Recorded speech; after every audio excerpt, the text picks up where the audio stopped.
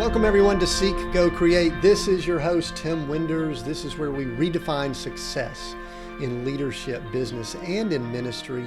And we're going to have some fun conversations today. I'll get to our guest in just a moment, but I want to continue asking you just one quick favor here before you do anything else, before you, listen in and then jump to do this. But I've actually just finished up my first novel, and I would love for you to go check it out.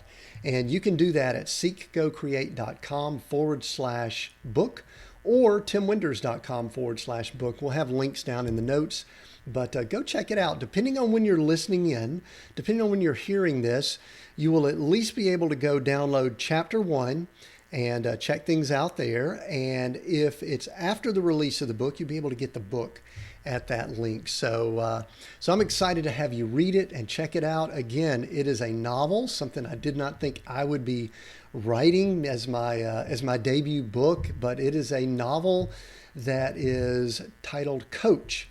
And it is a story of success redefined. So go check it out. I encourage you to do that. And I look forward to getting feedback from you. I appreciate it very much. With that, let's get started today. I have someone that I've been excited to talk about, and we're going to have fun with it. We're going to have fun with the conversation. I have Ken Kladouris as our guest today. Ken is a partner and president of Platinum Wealth Group. He is a wealth advisor that is focused in areas such as 1031 exchanges. He has also developed a course, which we're going to talk about, Stillness to Success. Let me repeat that, Stillness to Success.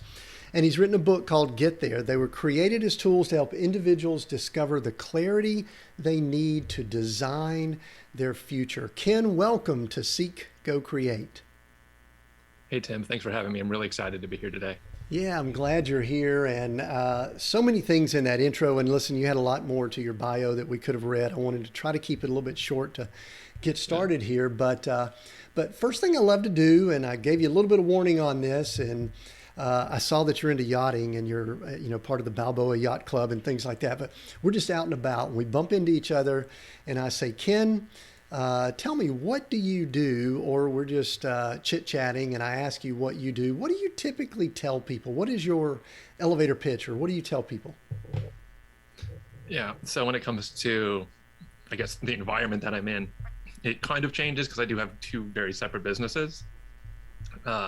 So we'll stick to the course side because the finance business is pretty self-explanatory, right? We do 1031 exchange real estate. So, but on the course, really what I do is I help people gain mental clarity through meditation so that they can have the success they want in life. Excellent. Now, there's a few questions that I have, and I actually want to have some discussion about the business, and I've got a background in real estate and things like that. But which came first for you? Was it your business and your success you had there, or was it learning the stillness and meditation that then led to that? Was there one that kind of came into your life before the other? Yeah, so I started in the finance space, and I've been finance industry for over a decade now, which is hard to believe. But that's where I started, and that just, slowly just niched down into the 1031 exchange specific space for alternative investments. Mm-hmm. So that's how we got to that. Okay, good. Because one of the things that I want to find out is many times people look for, I don't want to say alternative ways of doing things, maybe improve the way they do things, maybe do it better. And sometimes that's because they're facing some challenges. Sometimes they just have this desire. I guess maybe here's a good spot to ask, when you were going along in your, financial business, and then you decided that you needed to do something different. I think you started doing meditation and things. Was there a catalyst for you? Were you, I don't want to say struggling, but maybe were you struggling? Was there anything you were going through that kind of forced you to look at doing things differently? Yeah, that's a great question. And so the short answer is obviously I call it my epiphany moment. A lot of people have their rock bottom moment, right? Where they're like, oh my God, I need to change. And for me, it was the opposite. Huh. So in my finance and advisory business, I'd already had the success I expected. Was working for myself and on a team, making six figures and having the freedom to do what I wanted to do when I wanted to do it.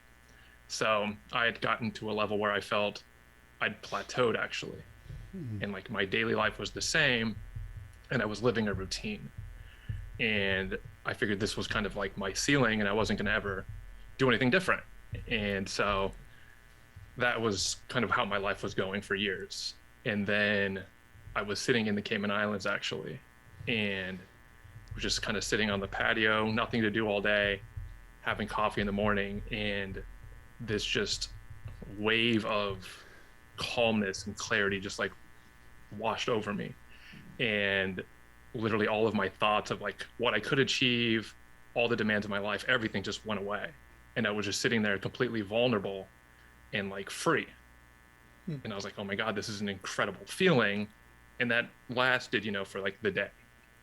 And the vacation was over and I came home and all the demands of life and running a business and, you know, having family and everything else just piled right back on. And I was like, oh my God, I need to get back to that place. I know it exists because I've been there, so I got to figure out how to get there. And that started me on my meditation and self-development journey. So a lot of people would say, well, of course you were relaxed and chill. You were sitting in the Cayman Islands, you know. I mean, so, you know, a lot of people will claim that there's a location, there's an atmosphere, there's an environment. I think what I'm hearing you say, and I can appreciate it, is you wanted to be in that mental state, that mental place, wherever you were physically, correct? Exactly. Right. It wasn't where I was physically. It was the internal dialogue and all of the beliefs that I held about myself that were washed away. And I realized I could do more. Right. And I could do it in a way that I felt happy and fulfilled. Would you consider yourself, or are you like a high stress guy? I don't know if type A, I don't know what personality, you know, we could put a lot of names on it. Because you seem kind of low key, and I don't know if you were low key before or after. I mean, I'm kind of a little bit more higher energy. And so what would you say you were prior to that time? Yeah, so I'm definitely a high achiever. Right. But my life then was a lot of stress, anxiety, and I actually had a little bit of OCD. So literally I was trying to control every aspect of my life to the point where it was like unlivable. And so I actually take it as a compliment today when people are like, oh, you look so low key or so relaxed. You just have this presence. I'm like, yeah, that took a lot of work. That wasn't what I was like, you know, prior. So had I been around you, had I talked to you, how many years ago was this? When were you in the Caymans? How long ago was that? It's been 5 years. 5 years. Okay. So had we had a conversation 6 years ago, and I'm going to throw some things out and you can say, Tim, no, that's not me. Or you can say, yeah, it could be me, because I'm fishing for something, and I'll tell you where I'm going after we talk about it more, because I'm really trying to spread a wide net to show how I believe that this concept really impacts more people than they think it does. And so I really want to do that. We're a high achiever. I love the thought of that, because I believe a lot of listeners would consider themselves, if not a high achiever, striving for high achievement, you know, financial or business or entrepreneur, whatever world they're in. And so would you have been, I don't want to say nervousy. You mentioned, you know, control and stress. Would you have been patient knowing that you're about to be doing a 1-hour interview with someone? Would you be a little bit more high strung? Give me a little bit more personality traits so that we can understand the difference between Ken 6 years ago and Ken now. Yeah. So without knowing exactly where you're trying to go, but I'll answer the question. Yeah, just answer. Yeah. Yeah. I would have wanted to known almost the whole script before having the conversation, because I needed to make sure I was going to say the right thing. It had to be perfect. I didn't want surprise questions. Like, it had to be very orderly and controlled. Interesting. Whereas today, right, like I'm answering this question and I have no idea where we're going. Right? Yeah. And it's like having that ability just to go with the flow is something that Sure. I've learned through meditation. And so most people don't understand.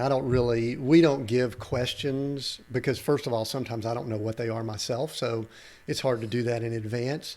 I've got a list of them, but I've already started writing things down that wasn't written down when we first started the conversation.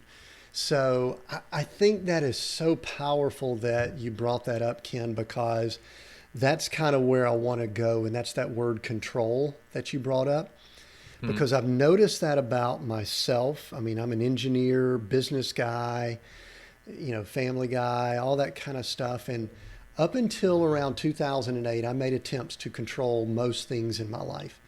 Now, here's the real dichotomy or the humor or whatever you want to call in that. I probably really didn't control that much.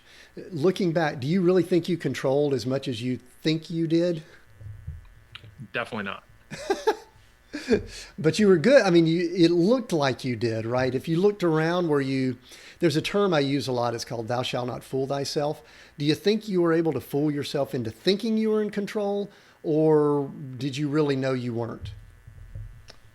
Well, I don't think I knew that I wasn't. I didn't have that much awareness.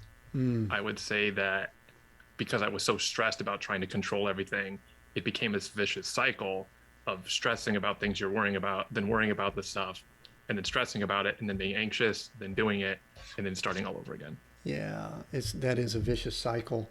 And the reason I bring all this up is that being in the role I'm in as a coach and someone who works with executives and leadership teams, I've observed that stress is probably the killer of all killers in our world today. And I mean, we could say that it kills physically. I think eventually it does, but it also just impacts so many things. I think our health and those things. And the word that goes with stress is control. That we're trying to control our situation, control all that's around us. And I'm getting to be an age now, I believe I'm a good bit older than you, that I'm recognizing that I control very little. And really there's just a certain degree of release that comes with that. And did you, and I'm digging more here because this is, I think, where we get value in learning. We've got high achiever, someone who's very successful financially, all of a sudden has an epiphany. Did you have any mental, I don't want to say mental health issues, but I think it's okay for everybody to talk about that now. It used to not be, but I mean, was there any other clues that you had other than when you sat on that balcony? I mean, were you watching some things with your health? Was there any clues in relationships? And the reason I want to dig into this, Ken, is because I think everyone is dealing with certain degrees of this, and it's why they've got to tap into some of the courses and the things you're talking about. So I'm really digging. So I apologize, but I don't. Okay. You're good. Good. So, Um, I would say that again, I didn't have that much self-awareness, so I wasn't aware. But what I'd say is that looking back, I had created so many barriers and defense mechanisms to keep people at a distance so they couldn't get to know that I was trying to control everything and didn't want to be vulnerable. yeah. And so I had put myself in a situation where no one would even notice, right? And then for myself, I felt like I was fine because I could control everything about what people noticed about me, what they saw, and try to control every aspect of that. Interesting. So tell me what some of those might be, because I'm sitting here thinking about myself, and I know what they would be for me, because I didn't like for anyone to see me bleed. I don't want to see anybody to see me kind of in a frazzled state, even though at times I was, but I would really present a pretty strong facade that probably was pretty emotionless with others. What were some of the ones for you were those mechanisms that you used to kind of not let anybody have clues about what was really going on with Ken? Yeah. So being that I was already having a lot of success is easy to hide behind that, Yeah. right? So you could be like, oh, I have to go do this work thing, or I'm going to this. And it made it very easy to just push everything onto that side of my life and not let anybody see anything else. So I would just spend a lot of time working, doing things like that. Never felt that I could ask people for help, never could be vulnerable. Interesting. Right? Never sad. Like everything was, we're doing great. This is awesome. Life is awesome. Like, couldn't be better.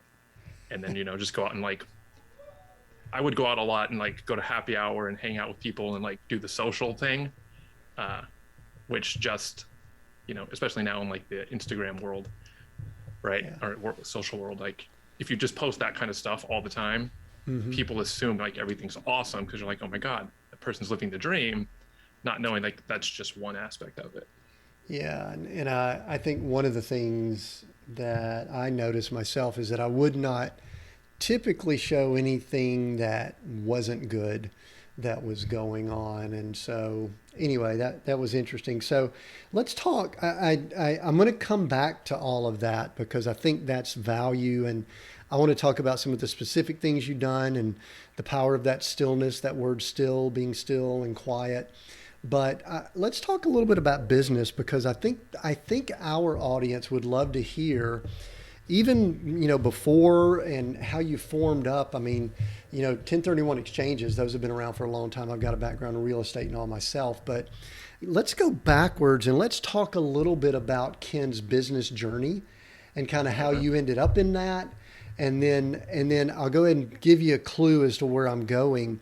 I want to talk about a contrast between the way you do business now and the way you did business 6+ years ago, because I want to there's a lot of people that would say, well, he's probably not doing as well because he's not, part of the hustle and all that. But anyway, I bet we'll learn some things there. So back up, tell us how Ken came to be in this world of finance. And I looked, you've got a lot of registrations that are by your name and things like that. And how does one end up in that field?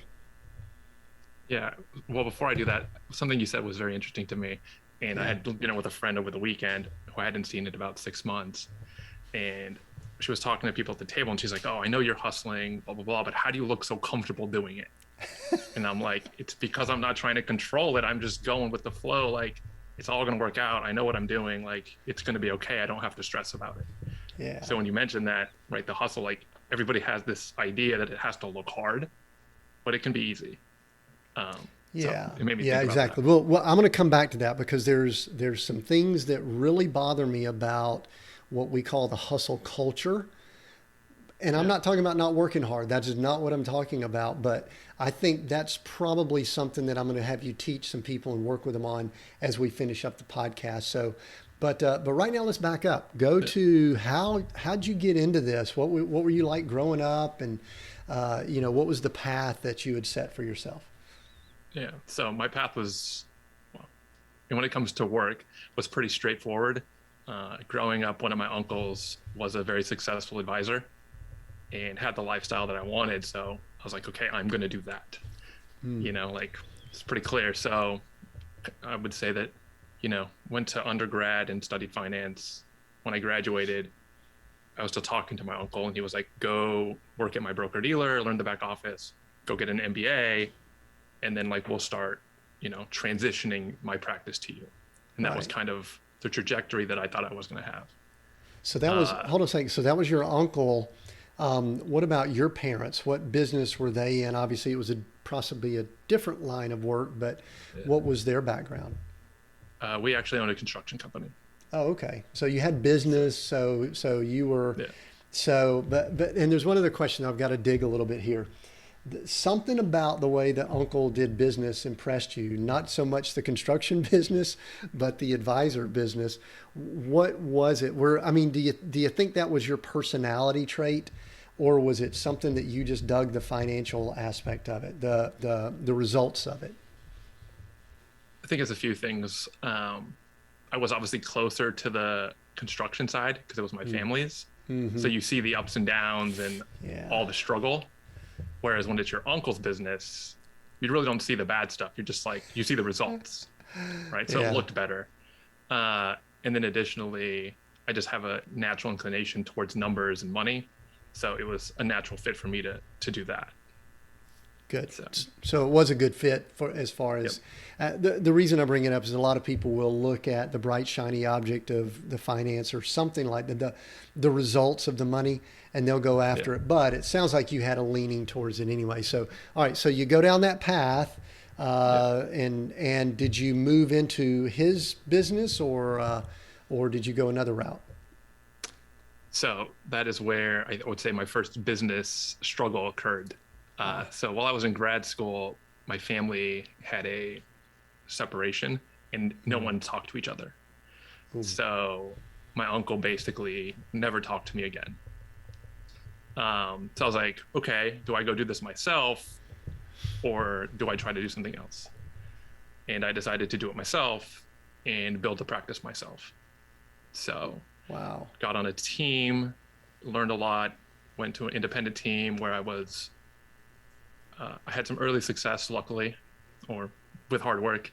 And then the corporate noticed, and I got promoted to branch manager and then eventually OSJ, which for those that don't know means basically I was supervising financial advisors and I was the youngest person in the office. So that was interesting for a while. And at that time we were doing all finance. So, retirement planning, 401ks, IRAs, and then normal investments and alternatives. And then one of the reps that I worked with, who is actually a close friend and now my business partner, we decided that we were doing too much and we could be more successful if we focused on like the top 20%. And so we created our own group, Platinum Wealth Group, and solely focused on the 1031 exchange part of our business and have just watched that flourish over the last few years. Yeah, that's a pretty interesting niche. And so I'm going to ask you to do something right now that might help some of the listeners, and that is do kind of a quick 101 or basic what a 1031 exchange is. And I love how much you niche down. I mean, we always talk about this in business. That is, instead of just spreading your nets wide, to niche down. And boy, you guys did a great niche down there. So just so that we're not glazing over something quick, tell people what that is. And again, give it to us in language so that people can understand. And then I actually might have some questions about that I'd love to ask, and maybe even what we see the future, because there's been some discussion about what that might look like. And we always hear rumblings of different things going on from tax standpoints and all. So give us an overview of it. What is 1031 exchanges? Yeah, so a 1031 exchange sounds complicated, but it's actually pretty simple. Basically, it's a mechanism for you to sell real estate that you hold for investment, purchase another piece of real estate, and defer all of your tax. So at the highest level, that's what it is. You just sell a piece of real estate, do the 1031 exchange, buy more real estate, and you defer all of your tax, which is a great way to build wealth. Yeah, I used to love the thought of you just kind of roll the taxes. You roll them. You just keep it going. That may not be a technical term, but that was always the way that I looked at it. So but before we kind of come up, we're not going to spend a lot of time on 1031 exchanges, but so obviously a lot of people have used that mechanism to build wealth and to defer taxes. But talk a little bit about the pros and cons or the challenges that some people face when they try to do that. They obviously can't do it themselves. You need a custodian and things like that. And obviously it looks like your company has stepped in and really helped out there. But just give kind of the good, the bad, maybe, and some of the things that people may not recognize or realize about 1031 exchanges. Yeah, so it's interesting because I feel like I had the same conversation regarding 1031 exchanges all the time. So I can give you just those quick answers. Sure, go quick. Rattle them off. Yeah, the easiest thing to know is the biggest question we get is, if I sell my real estate for $1 million, but I have $500,000 in debt, $500,000 hits my exchange, so I only have to buy $500,000 in real estate. And that is wrong. And that is the biggest mistake most people make. It's whatever you relinquish the property for is what you have to replace. And that creates a little bit of challenge because you only have 45 days to identify what you're going to purchase. So within that time, you have to find something equal to or greater than the value that you sold and be willing to put like all of your eggs in that basket, because after that 45 days, if anything goes wrong in due diligence and you don't close, you have to pay the tax. So, but Yeah. I guess that's where our niche comes in. So our niche specifically is we actually offer a security that qualifies as a replacement property. So for most of our clients, right, they've already built their wealth in real estate, and now they just want to have more of a lifestyle investment, receive income every month, and not have to worry about anything. And that's what we provide them. So the good thing about that, one of the things that I used to see a lot of challenges that kind of would nag at me about 1031 exchanges is I would see some people, especially people that were kind of doing them, I'll say on their own, so to speak, that they would have a property that they would sell. They obviously would have some a time limit that they were under. And I would see them make some pretty poor decisions with that next property that they acquired. You know what I mean? It was like they did such a good job with that first property. It did well. They profited, all of that. They wanted to defer the taxes. And then they would get in a rush and buy this second property or whatever it was in the line. And being an investor myself, I would be going, seems like they're forcing themselves to make some decisions. Sounds like you guys, with the security in place that you've got, may have helped alleviate that issue. Would that be a correct way of saying that? A little bit. So you still have those individuals and investors that want to be able to control every aspect, back to control every aspect of it. And for them, it's really not an option. But for the investor that's like, hey, look, I've made my money. I want to spend time with my family now or travel or whatever it is that they want to do. Right. But I don't want to pay this tax, right? It's a great option for them to be able to sell their headache real estate and just turn it into mailbox money.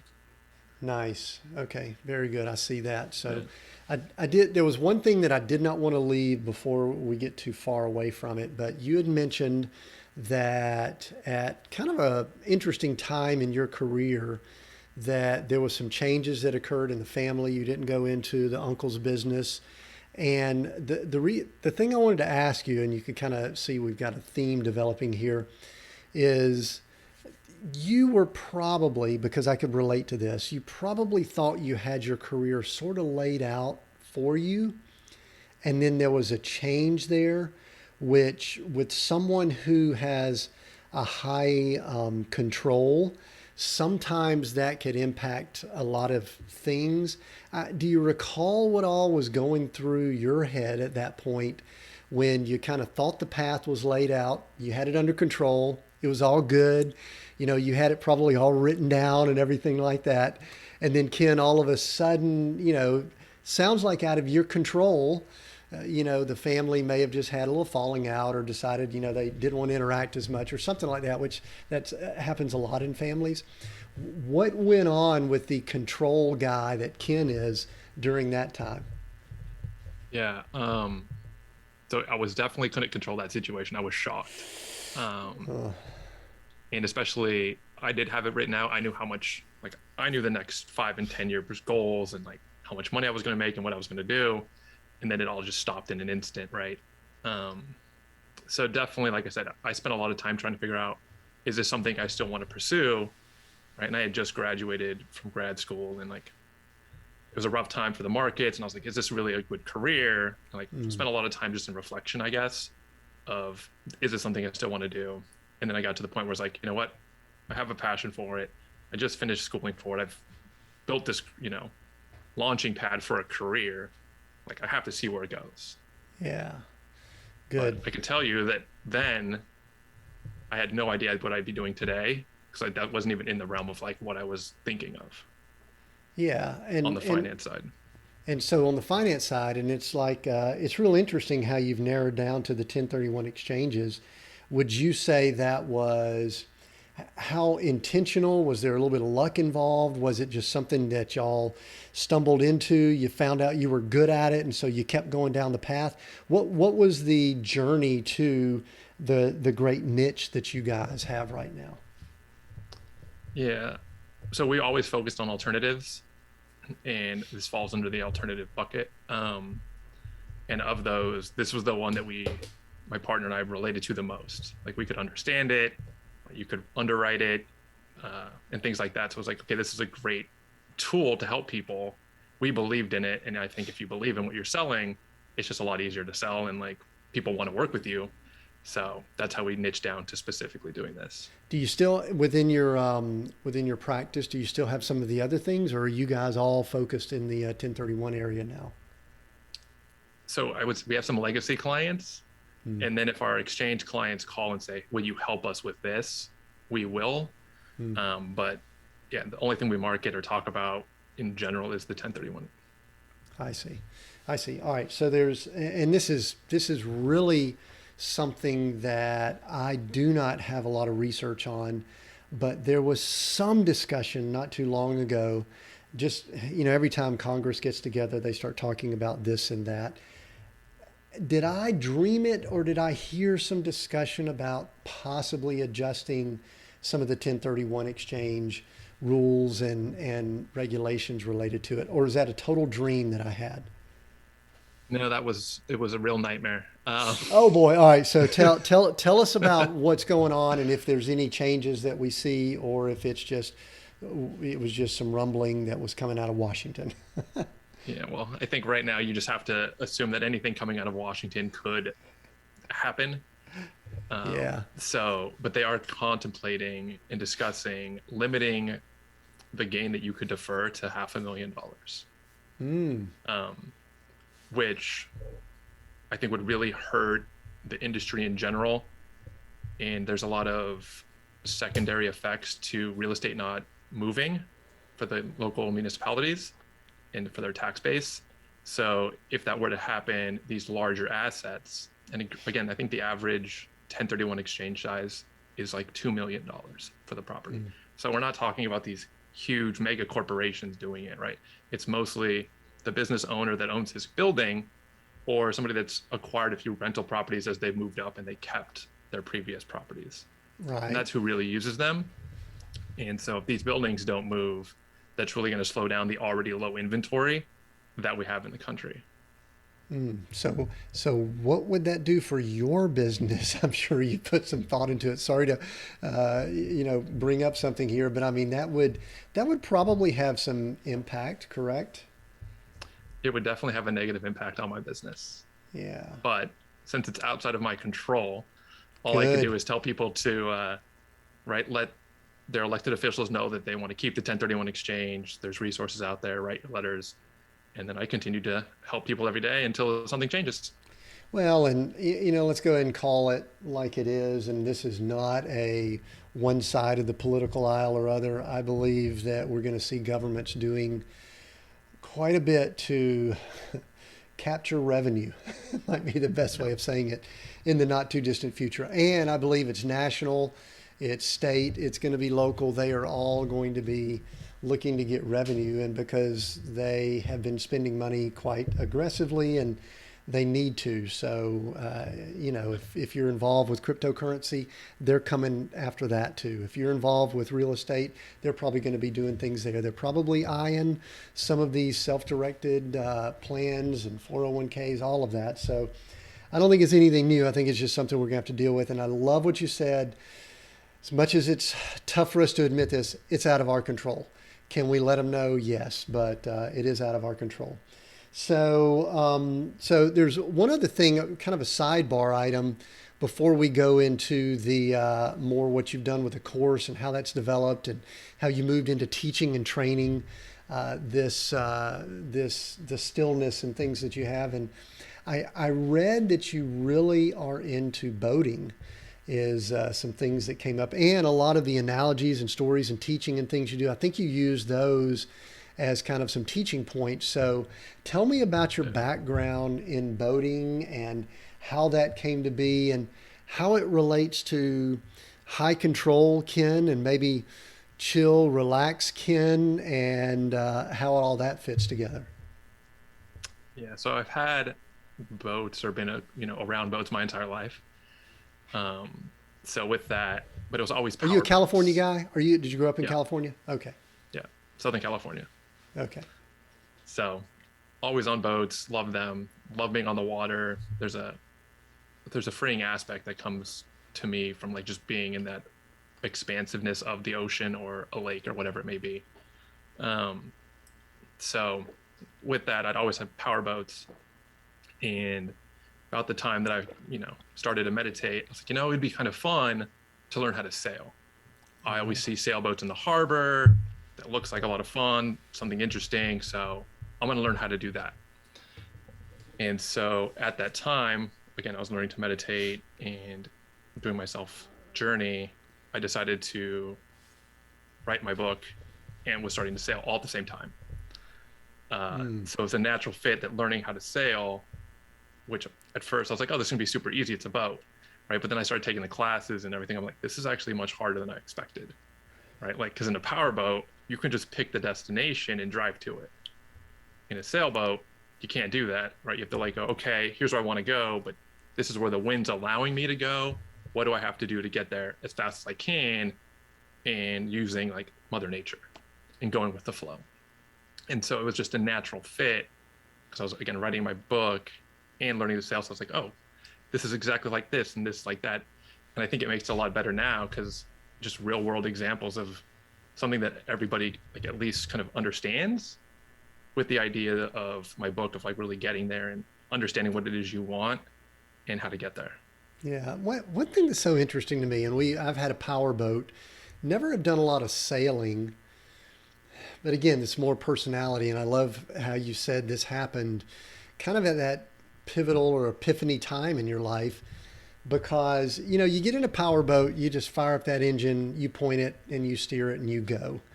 And there's a certain degree of control that you have, even if you're on the open water. I used to do a lot of boating in lakes and things like that. But I love what you said that, with sailing, you pretty much relinquish a fair amount of control. You have to kind of work and respond to what's going on instead of controlling. I mean, you can't control the wind, right? Exactly. And one thing that was interesting is while I was learning to sail over one of the weekends, I was going over 100 miles an hour in a boat. And then literally the next day, I was going 2 knots in a sailboat. And it was just this vast difference. And again, I think it's my life, right? I'm a high achiever, but I'm also relaxed, right? It's like I move fast, but I'm very methodical and like take time to understand why I'm moving before I do. And I still have a boat that'll go 100 miles an hour, and I have a sailboat. So I get both sides of it. But I love the kind of the whole relinquishing control. I mean, because that's really what my journey's been all about too, is that mine's more of a spiritual standpoint from a, not necessarily meditation, but just quiet time with the Lord and allowing the Lord to kind of lead and guide me. And because really I thought I was all that. We had our businesses, our companies, 7-figure companies.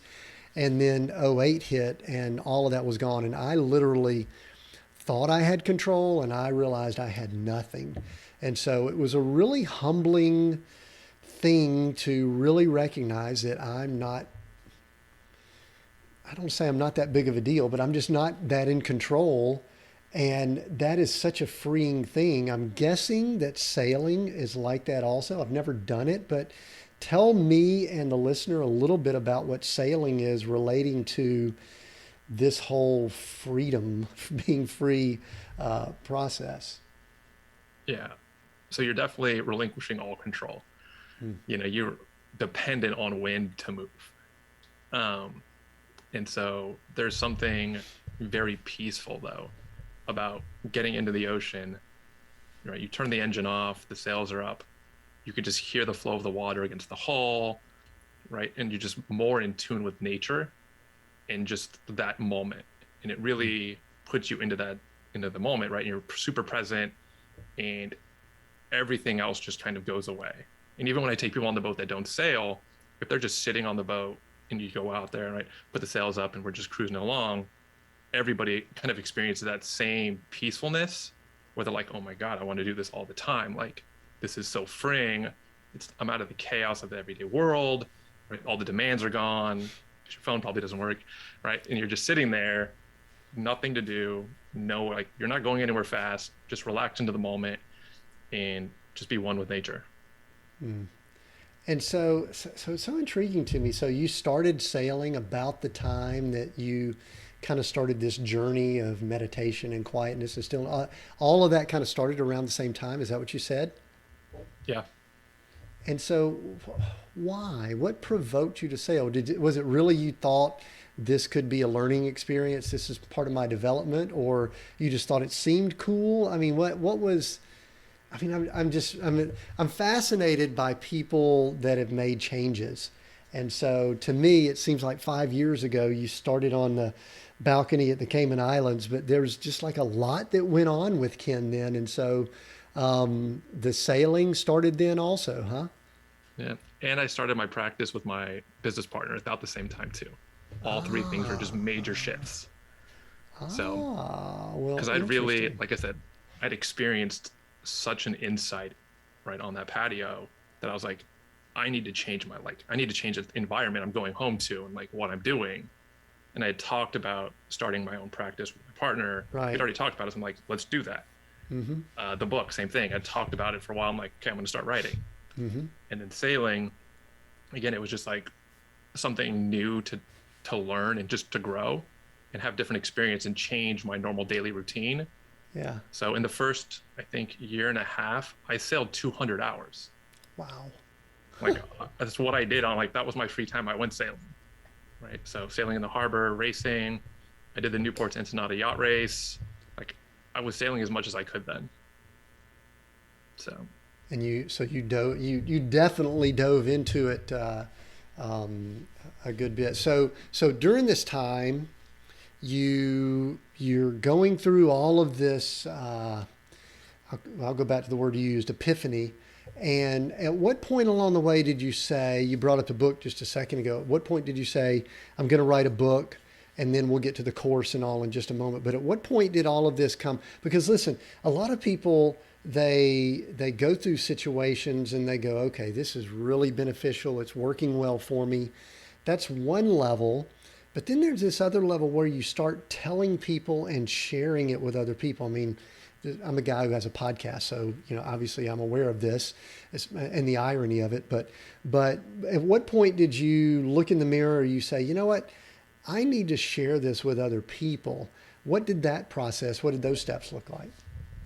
yeah. So interesting enough, I would say that the book was for me, Ah, not for the audience. And by what I mean by that is because I had talked about it before, right? Other people was like, oh, you should write a book. You should do this, like about your topic. And I'm like, I'm not going to hire a ghostwriter to write a book on finance. Like that's miserable. And I have no interest in doing that. Right. Um, but then as I was, again, trying to grow as a person, it became this challenge for me of like, could I actually write a book? And so like the book was an achievement for me, right? It benefited the reader. And like, I think it's got great stories, but really it was for myself to prove that I could do it, right? Because there were so many people, and even today when I talk to people, a lot of them are like, oh, I wish I could write a book, or, I have this idea for a book, and they never do it. Whereas I get to say, I actually wrote the book that I intended to, right? So it comes down to achievement. So, yeah. So it was all about, all right. So was that, I mean, because it sounds like you had a lot of stuff going on. You started a new practice. You started some new things that you were doing, for your mental state, and you spent 200 hours out on the water. You started a book. I mean, was all this right around the same time, or give us a little bit of the timeline so I could kind of grasp what's going on here? Because I've just finished writing a book, and let me tell you, I know that there's some work involved with it. So talk about the rhythm of how you got to that and when you started the book process. so everything was about at the same time. Probably wouldn't You recommend just that for high people. achiever all at the same time. Yeah. Bam. I was like, I could do it all. It'll be fine. Um, How'd that work out? It worked out fine, right? well, I mean, it actually, at the end of the day, like, it's all good. Um, but I would say that it would ebb and flow on like the demands of the day. And what I mean by that is there was a strong 6 months where I wrote every single day and like I was in my rhythm. But then work picked up and I was like, ooh, got out of it, right? Because I needed to focus on that more. And then I'd come back to the book and get back into that rhythm. Yeah. But they were always moving forward together. It was just how much attention would be getting. And because I was I make everything a routine, so that way I know it gets done. Mm-hmm. Sailing was the escape from that routine. Right. I So see. achieving a lot on the book and the practice side, and I was using the sailing at the same level to balance, if you will, my life. What's your writing rhythm? Do you do that early, late? Do you do it whenever you could squeeze time in? Or you seem like a pretty, I don't want to say rigid schedule guy, but my guess is you probably wrote it roughly the same time most days, correct? Yep. So I have the same morning schedule basically every day. Okay. And when I was writing, it was wake up, meditate, do my journaling, my morning practices, and then jump right into writing. Ah, and so how much writing did you do most days? What was your ideal like day? Were you an hour, two, three? The reason I ask is that I've just finished doing some writing myself, and I'm intrigued by this. So at a minimum, I would make myself write for an hour, Mm, because I didn't want to get out of the habit of writing or being like, oh, I want to only write for 20 minutes. So I right. was like, okay, I'm going to write for an hour. If that's just brainstorming, that's fine, but I'm going to sit here for an hour. Sure. If I got into flow during it and I wrote longer, that was fine, but it was at least an hour. Right. Now, one of the things you mentioned was that you learned a lot, or the book was kind of for you, or you learned a lot about yourself, or something to that effect, I think is what you said. Hmm. I do like to ask that question because I do think at times that books are not about other people, they're more about us. Because you sat for long periods of time, you sat for an hour a day at least, sometimes longer. You wrote, you were putting words on paper. And when I went through that process, I started recognizing things about myself that I never knew. What did you learn about yourself during that writing process? Yeah.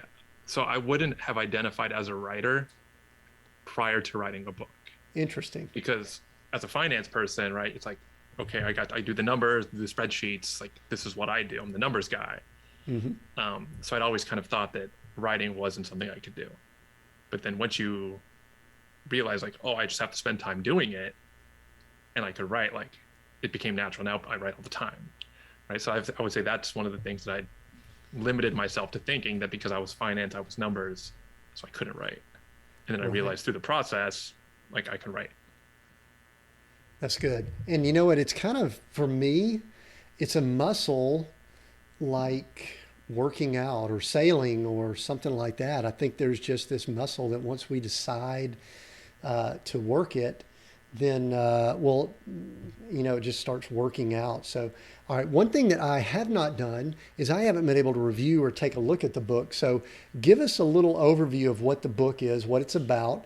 We'll let people know where they can go get it as we wrap up here. But tell us a little bit about the book, and then I want to leave time before we begin wrapping up here about the course you have. So, tell us about the book. Yeah. So the book is my initial idea of what people needed to be successful in finance, specifically within Oh, finance. But the exercises that I run people through are now part of the course as like an overall life. So mm, basically, it's understanding, what your future looks like in your mind, what you want it to be, what retirement looks like, um, why you haven't saved in the past, and doing some reflection, and then building out a plan to understand, like, okay, this is where I am today. This is how much I need in the future. So this is what I got to do in the meantime. okay, good. So the book, and maybe I was a little confused. The book is really geared towards that financial health arena, correct? So I start I teach what I do. And I, like, in my life, it's all about, okay, what's my vision? And that's the book, first chapter. I jump right in, like, what is your vision for your life? And then we kind of build around that to say, okay, like, how do we get you to that vision from a financial aspect? Right. So, I see. Very good. Well, I love the thought of that vision because to me it leads to some questions that I had about some things you did with the stillness course and things like that because you talk about that what it does, that what with meditation and other things, it helps people gain clarity. And one of the things that I've observed, Ken, is that there are so many people that struggle with clarity. I think previous to COVID starting, like, January of 2020, there were people that probably had some clarity issues, but it seems as if they are thinking more about it now than they were before. Would you agree or disagree with that? Is that an assessment that you're seeing in your circles? Yeah, I'd agree with that. Right. I Yeah, think people could stay busy before yeah, to not have the self-awareness to understand, right? They didn't have clarity because like there's so many demands all the time that you're just too busy to even see that. yeah. So, And I think some of the demands. I mean, I could hold up my phone here for those people watching video. I mean, we are hyper connected right yep. now, and there's a word that you use that really drew me to wanting to have this conversation, and it's the word stillness. Where did that word stillness come from, and how did it become like the title to your course, and obviously a word that plays quite a bit in your vernacular and all the stuff that you do. So talk to us about the word stillness. Yeah. So as I mentioned, like I did a lot of meditation and did a lot of retreats and spent years and a ton of money just doing this self-awareness. And well, at first I thought meditation was great in itself, right? 20 minutes a day, twice a day. Told everybody like this will change your life, and wholeheartedly believe that to this day. Um, but then 2 years ago, I guess it's 3 years now with COVID. Sorry, get that COVID year. I did a weekend or 5 days in silence, Mm. and that just was the most incredible experience to have just mental stillness and release all of the thoughts and stuff that still like come into your daily life and those demands. So at that like day 3 of my journey, I was like, oh my God, like this is incredible. And I've never been the same person since then. And the amount of mental stillness and clarity and quiet in my life stays with me all the time. And so that's where that stillness comes from, because it's more than people think meditation and they're like, oh, I sit for 20 minutes and that's not going to have any benefit, right? But sitting with yourself is even harder for people to do. And so spending 5 days with myself and my thoughts and then creating that stillness around my physical and mental was just life-changing. So a lot of people see, to me, I mean, I'll say that there's an aspect of prayer, there's an aspect of just spending time in quiet. There's obviously meditation. Some people maybe merge some of those together. But see, this to me is something that's huge, Ken, because I have been talking, not with the clarity that you're talking about, but I know myself, I've got just at times too much going on and I need to shut down things. I'm trying to, have days where I don't have phones and stuff like that. And I know that leaders that I work with, they're not taking enough time, quiet time, just stopping and pausing to think. I mean, we could bring the meditation in, but I'm just talking about people thinking and Yeah. pausing. You did it for 5 days. Years ago, I grew up in Conyers, Georgia, just outside of Atlanta. We had a monastery there where there was, I think, one of the few Trappist monks monastery. And when they came to that monastery, they would have like silence for long periods of time. I don't know exactly how long. And I was always just amazed by that because that wasn't exactly the way I was wired. But I love the thought of it. So talk to us about the course, because I mean, do you teach that? Is it something that you promote? Is it like meditation to the 10th degree? Talk to us about the Stillness to Success course, because this is fascinating to me, because it's all about what I have been thinking about for now years, knowing how noisy the world is around us. And I would say that's how the course came about. Mm. So a lot of the feedback from the book was people couldn't answer the questions because they hadn't thought about it and don't have time or clarity to do it. So I was like, okay, if I could teach meditation to start so people can gain mental clarity, and then ask them, okay, what are your values? What is your vision? Like, what does that look like? What is fulfillment and happiness in your life? They could start to hear their answers. And that's how it came together, right? So it's more explanation and a little deeper dive, if you will, into the stillness of meditation, and then being able to hear your answers for what your life should look like to you. Right. Because I can't define success for you, only you can. So that's how the course came about. But I also, if I look ahead, we're definitely going to be hosting silent retreats, because I think that's very beneficial. But if I sat here on your podcast today telling your audience, hey, you should spend a week in silence with me, I don't think we're going to get that much reaction, right? But if I'm like, hey, I want to teach you how to meditate for 20 minutes, okay, maybe we'll get some buy-in. So a little bit of a gateway drug into actual stillness and actual being at peace and quiet. I mean, yeah. I love the thought of it. And listen, the whole meditation is extremely popular now. For those in spiritual circles, prayer and things like that. But I agree. I mean, 20 minutes is still pretty small in the grand scope of kind of how how we live our lives every day. So I love the thought of it. So in the few minutes that we have left here, I'm going to ask you to do a couple of things. And we'll get to how people can get to the course and all later. And I agree that if you probably say, hey, go spend 5 days with me and let's just sit in silence, that's probably not necessarily, it might, I don't know. We're in a world where a lot of people might really dig that, but give people just some pointers. Let's just say someone has never heard this, or they're like going, what? Spend a day in silence? I can't spend 3 minutes in silence. Give people just some pointers on maybe getting started, or just kind of getting rolling, or just dipping their toes in so they know a little bit more about what this is about. And then we'll finish up here in just a few moments and let people know how they can get the full course and all of that, so that they can get more details. Yeah. So most people that I talk to don't think they can meditate, and they have numerous reasons why, right? To your point, I can't sit still for 3 minutes, or right. So for those individuals, right, people have this misnomer that when you meditate, you're not going to have thoughts.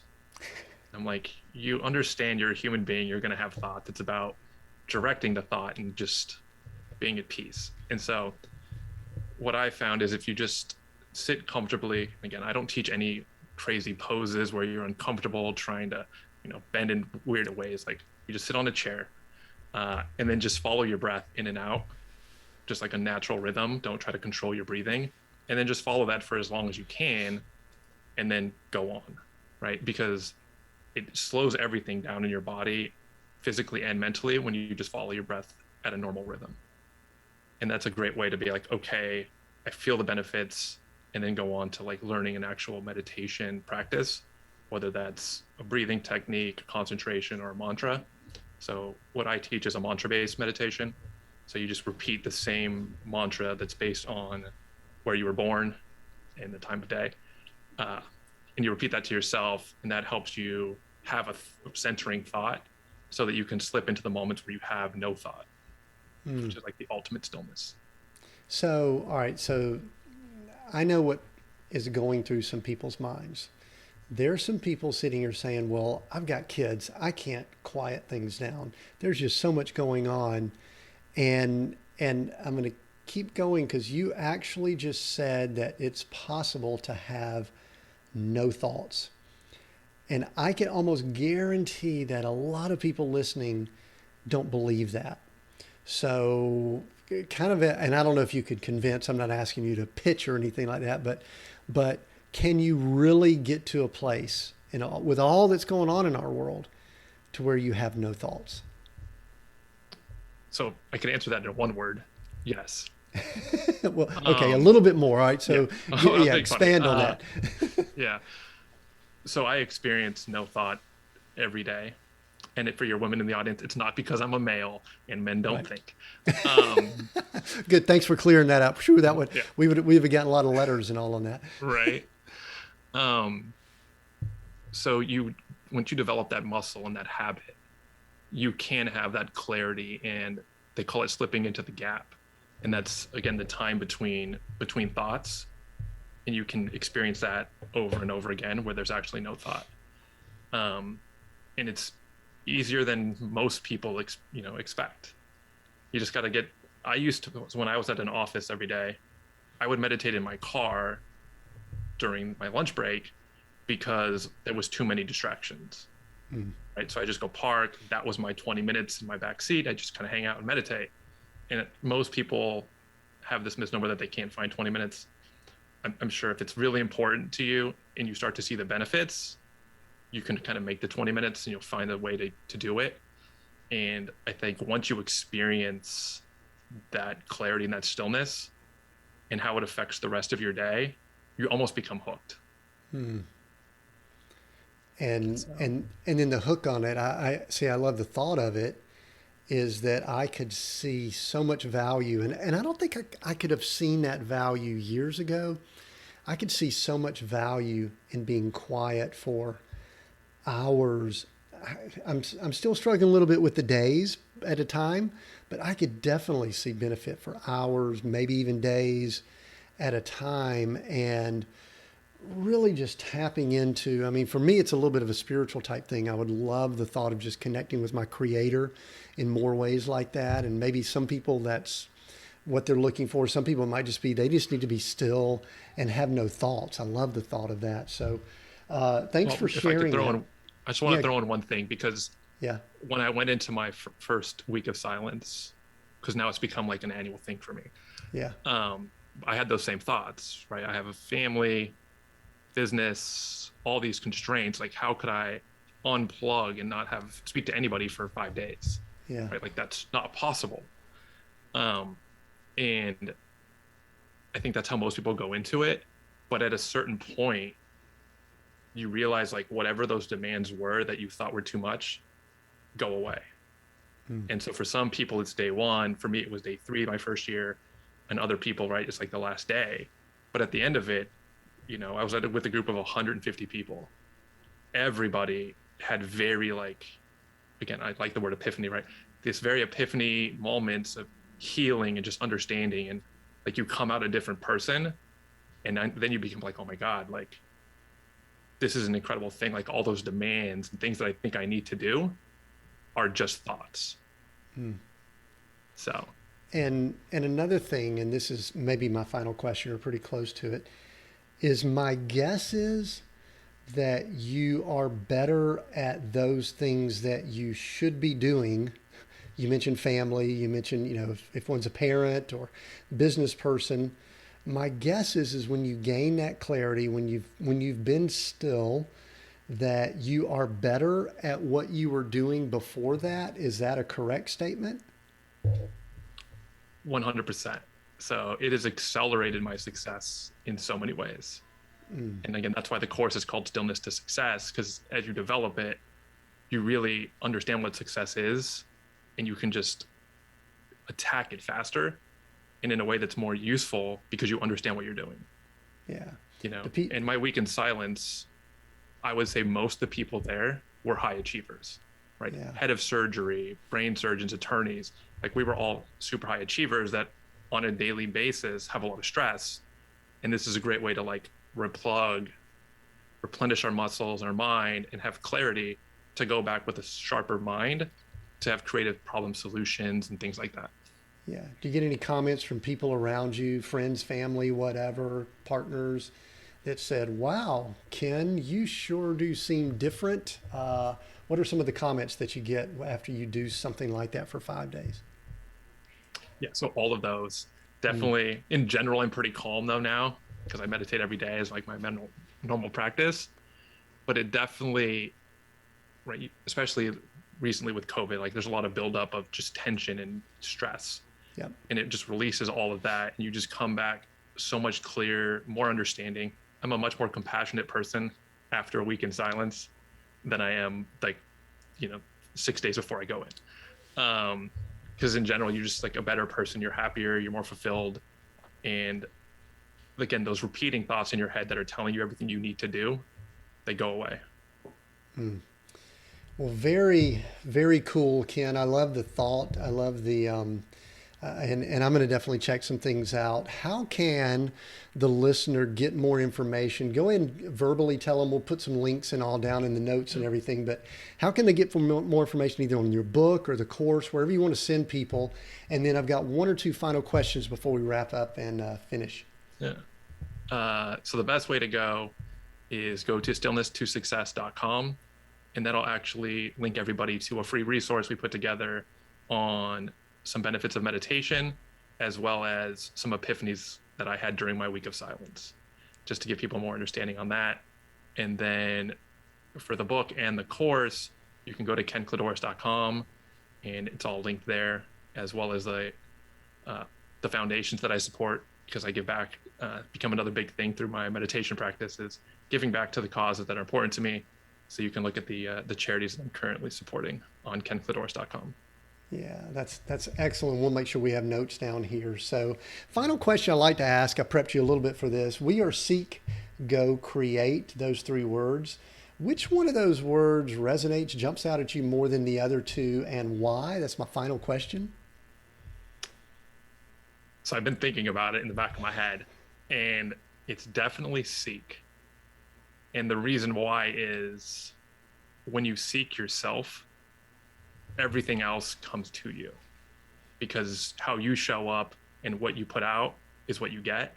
So when it comes to creating something, if you know what it is, because you seeked it out within you, what you want to create, you can, and you'll have the motivation to go. And so if you seek within.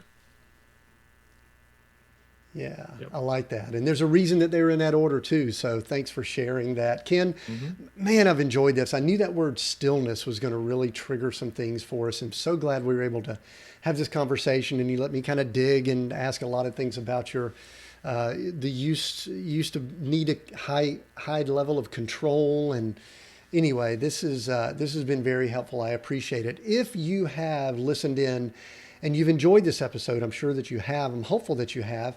Please share this. If you're listening in on one of the podcast channels or on YouTube, it's pretty easy to share there. Just share it with someone there. If you're listening in somewhere else, maybe on one of our socials, then you could share it real easily there. We are currently on Twitter, and we're on Facebook, and we're on LinkedIn, and we're also on Instagram. All of those, you could share us very easily there. And then a final share is, if you can't find another way to do it, just take a screenshot and just text someone that might really need to hear this. I know you know people that need to learn how to gain clarity, how to be still, how to hear the message that Ken shared with us, because I think that it's important for many people, if not everyone, to be able to get better at this skill and at this that we talked about today. So thanks for listening in. I appreciate it. New episodes every Monday. Until next time, continue being all that you were created to be.